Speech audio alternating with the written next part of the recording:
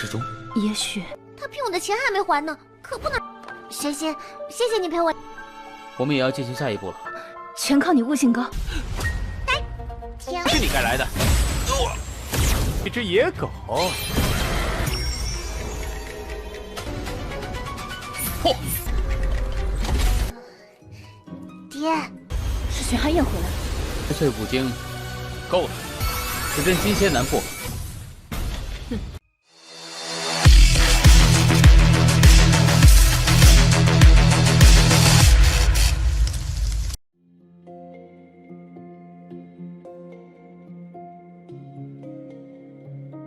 Halo semua, selamat datang di Ruang Sinema. Bagaimana kabar kalian semua? Semoga selalu sehat dan baik-baik saja. Pada hari ini kita akan kembali melanjutkan series Donghua Supreme God Emperor episode terbarunya, yang mana ini adalah episode yang ke-623.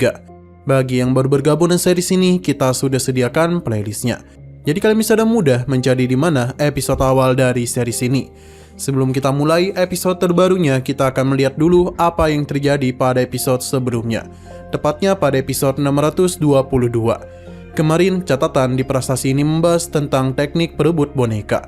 Selain itu ternyata Xuan Xinzong merupakan sahabat dari Hu Xingtian. Namun mereka masihlah belum tahu alasan mengapa Xuan Xinzong menjadikan sahabatnya sebagai boneka hidup. Selain itu, Xuan Xinzong ternyata telah dijadikan sebagai boneka rebutan. Untuk dapat mengetahui segalanya, maka mereka harus menyusup ke sekte petaka gaib. Hu Xing'er lah yang akan berpura-pura menjadi murid di sana, sementara Xuan Xin dan Mu Yun akan membimbingnya. Di sana ada dua orang murid menjaga yang berhasil ditipu dan mudah oleh Hu Xing'er. Mereka pun berhasil memasuki tempat di mana upacara penjernihan hati dilakukan. Mu Yun mencoba sendiri upacara itu, di mana ternyata Qianba dari Sekte Pedang 33 Langit akan menjadikan tubuh Mu Yun sebagai tubuhnya. Tapi semua itu tidaklah seindah yang dia kira, karena Mu Yun saat muda menghabisi jiwa dari Qianba. Sekarang kita akan melanjutkan episode terbarunya. Ternyata Sekte Petaka Gaib sebagai bawahan dari kekuatan kelas emas bertugas memeras para murid berbakat dari wilayah Pedang Utara. Mereka dijadikan sebagai boneka hidup untuk dipersembahkan kepada petinggi Sekte Pedang 33 Langit. Sekarang Sekte Petaka Gaib telah menjadi salah satu tangan kotor dari Sekte Pedang 33 Langit wilayah Pedang Utara. Hu Xing'er tidak menduga seluruh sekte ini isinya hanya boneka hidup saja.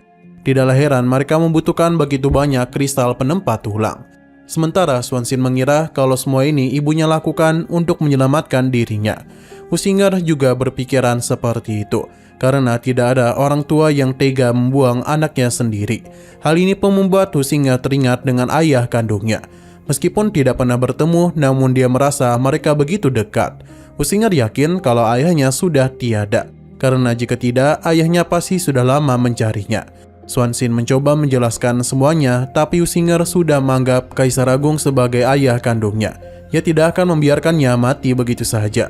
Mu Yun dan Xuan Xin akan tetap merahasiakan hal itu dulu. Hu Xing'er pun berterima kasih kepada Xuan Xin karena selalu ada untuk menemaninya. Xuan Xin masihlah bingung apakah mereka tidak memberitahukan perihal Xuan Xinzong kepadanya. Mu Yun akan mencari waktu yang tepat untuk memberitahukan hal itu, karena yang terpenting mereka harus melakukan perjalanan dulu. 失踪。也许他骗我的钱还没还呢，可不能。神仙，谢谢你陪我。我们也要进行下一步了。全靠你悟性高。 Di sisi luar, kedua penjaga ini kebingungan apa yang terjadi pada ritual penyucian hati, karena pintunya saja tidaklah terbuka. Murid ini saatlah kedinginan, bahkan celana dalamnya sampai membeku. Sementara rekannya masihlah yakin kalau tidak lama lagi dia akan menjadi sosok penting di sekte ini. Namun sesaat kemudian mereka kedatangan tamu, yang tidak bukan adalah naga kecil. Saat hendak berbicara, dia langsung mengambil contekannya, yang membuat aktingnya pun terganggu. Murid ini meminta mereka untuk segera pergi, tapi naga kecil langsung saja memukulnya hingga terkipai. Sedangkan rekannya yang sempat meremehkan dia menjadi panik saat melihat wujud aslinya. Mendengar ada keributan, Xuan Hanyan pun pergi. Semua itu adalah rencana dari Mu Yun agar mereka bisa masuk lebih dalam ke aula utama, karena di sana tersimpan begitu banyak kristal penempat tulang. Awalnya Xuan Xin tidaklah percaya karena ia lebih tahu tentang tempat ini. Sampai akhirnya sebuah formasi pun terlihat. Sepertinya Sekte Petaka Gaib menyimpan banyak rahasia. Dengan kekuatannya, Muyun dapat dengan mudah membongkar formasi itu dan membuka sebuah pintu rahasia. Sebelum Muyun pergi, ia menyembunyikan formasinya karena sadar kalau Xuan akan segera kemari. 是你该来的，一只野狗。嚯！ Sedangkan naga kecil penasaran mengapa tidak ada orang lain yang muncul. Seakan-akan sekte ini begitu sepi. Hingga akhirnya Xuan Hanyan pun datang karena kesal dan keributan yang terjadi. Berhubung ketua sektenya sudah datang, jadi naga kecil dan Jia bergegas pergi dari tempat itu. Melihat kehadiran mereka membuat Xuan menyadari sesuatu.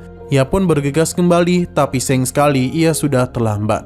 Karena Muyun bersama yang lainnya sudah berada di ruang rahasia sekte Petaka Gaib.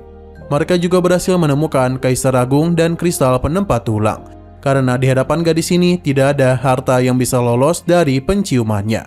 Husinger mencoba untuk membangunkan Kaisar Agung. Untung saja mereka datang di waktu yang tepat. Karena tidak lama lagi Kaisar Agung bersama yang lainnya akan segera terbangun dari teknik boneka hidup. Benar saja para murid pun terbangun, begitu pula dengan Kaisar Agung. Tapi sayang sekali kesenangan mereka harus terhenti karena Xuan Hanyan telah kembali. Muyun tidaklah takut dan langsung saja menyimpan seluruh kristal penempat tulang itu karena ini sudah lebih daripada cukup. Sebuah formasi pun Muyun bangun di mana Prima sekalipun akan kesulitan dalam menghancurkannya. Jadi Muyun ingin mereka untuk tetap berada di dalam formasi sebab dia sendirilah yang akan bertemu dengan Xuan Hanyan. 爹， 是玄寒燕回来了。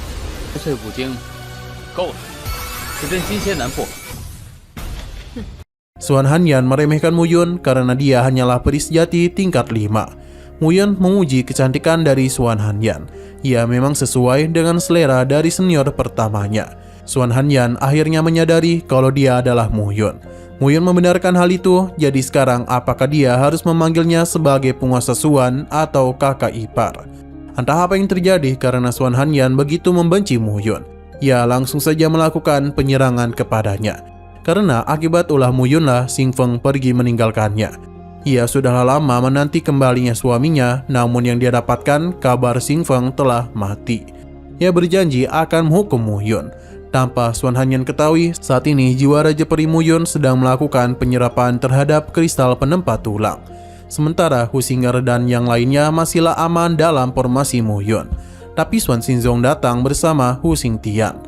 呢，还是该叫你一声大要你死！我苦苦等来的，正好有木牛的阵法。 玄之钟， Tapi sayang sekali lagi seru-serunya, episodenya harus bersambung dulu. Namun sebelum kita akhiri, seperti biasa kita akan melihat preview bagian selanjutnya. Saat ini situasi tidaklah baik untuk Kaisar Agung dan yang lainnya. Sampai pada akhirnya kendali boneka kepada Hu Xingtian berhasil dihentikan, begitu pula dengan Husinger yang sempat kehilangan kendali. Semua ini mungkin adalah berkat dari Muyun. Tapi Xuan Xinzong tidaklah ingin kalah begitu saja. Ia mulai melakukan sesuatu, di mana sebuah ledakan kekuatan mulai kembali mempengaruhi Husinger yang langsung saja melakukan penyerangan kepada Xuan Xin. 让你们 Oke, sekian dulu pada video kali ini. Untuk video selanjutnya akan segera hadir. Jadi bagi kalian yang mengikuti series ini, langsung saja klik subscribe dan aktifkan loncengnya. Terima kasih yang sudah menonton video sampai habis. Jika kalian suka pada video ini, klik like dan share ke teman-teman kalian tentang channel ini. Dan ditunggu aja kelanjutannya. Oke, sampai jumpa di video selanjutnya.